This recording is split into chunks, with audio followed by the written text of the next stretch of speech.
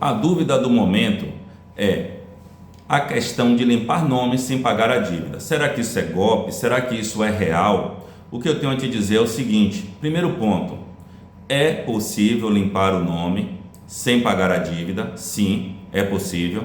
Agora, você tem que analisar quem é que você vai contratar para fazer o serviço.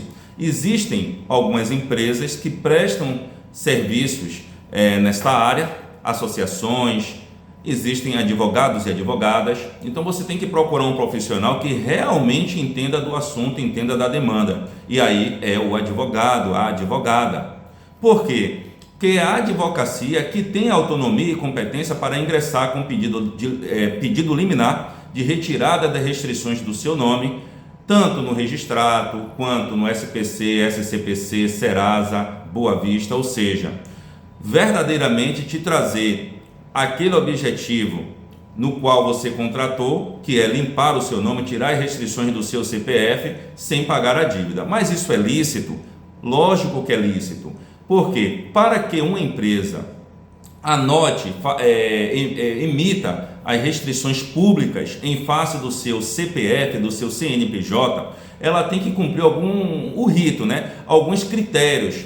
E muitas vezes essas empresas não cumprem os critérios e aí o juiz, a juízo, né? A justiça vai lá e manda cancelar. Mas para mandar cancelar a restrição, tem que você buscar o auxílio de alguém, um advogado, uma advogada, um representante jurídico, que saiba como fazer isso acontecer. Aqui no escritório, nós já fizemos centenas de processos dessa mesma natureza. E eu tenho certeza que todo e qualquer advogado consegue fazer isso, porque, embora seja uma área muito específica, que é a área do consumidor, ou também a área bancária, mas não é uma situação tão longe do conhecimento de um advogado, por exemplo, trabalhista ou criminalista. Dá para fazer, beleza? Então, o primeiro ponto é: será que é golpe? Veja quem é que você vai contratar. Se você for no escritório de advocacia, você vai ver que não é golpe, não tem como ser golpe. Ainda assim ficou com dúvida? Pega o nome completo daquele cidadão, daquela cidadã e olha no site da OAB,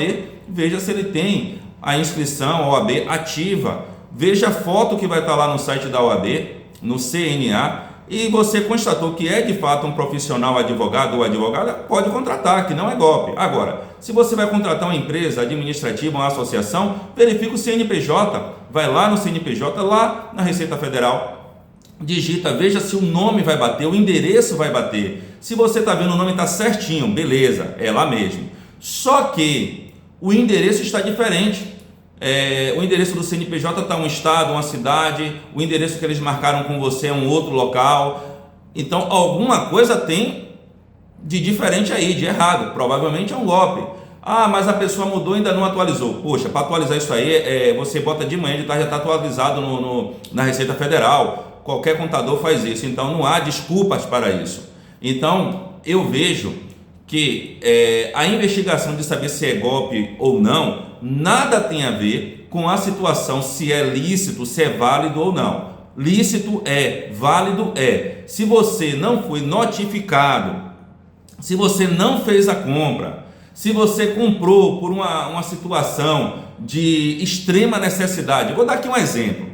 Você tem um cartão de crédito, limite de 20 mil, mas roda aplicativo, bateu o carro e não tem dinheiro para pagar. Foi lá, passou o cartão para poder botar o carro para rodar de novo. Só que nesse meio tempo aí você se apertou, o carro demorou demais de sair. Foi uma extrema necessidade.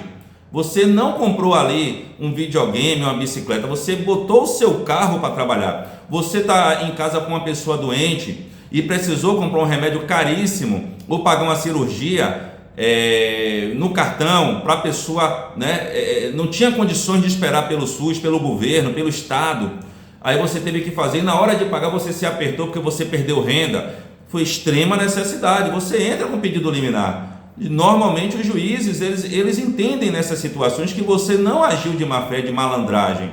E ainda que você tenha comprado com intenção de pagar, intenção lícita, um videogame, uma bicicleta, mas naquele meio do caminho ali você se atrapalhou e você precisa limpar o seu nome para pegar empréstimo, capital de giro e voltar a trabalhar, voltar a produzir renda, é o seu direito. A restrição, ela em face do CNPJ ou do CPF, ela é segundo a minha ótica, ilegal. Ah, mas o cara comprou, não paga e vai ficar com o nome sujo? Amigo, está lá na lei. Proteção de dados, no artigo 42 do CDC, ninguém pode ser constrangido, ameaçado, e isso é um constrangimento.